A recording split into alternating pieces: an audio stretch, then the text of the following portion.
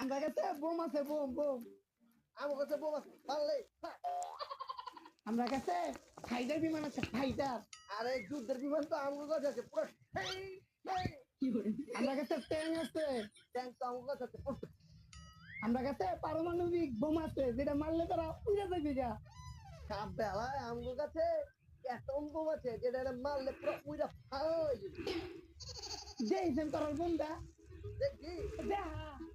এই চিকেন ভাই জি স্যার কোন মারতে হবে।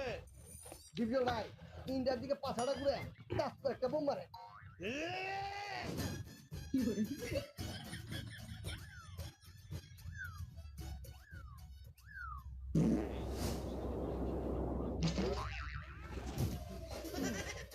উহ, না গো, বাংলাদেশি হারার ভিতরে এমন বুম মারছে, অক্ষরে বর্ডারে শেষ মাথা তাই না ফেলছে। যদি আরেকটা বুম মারে, অক্ষরে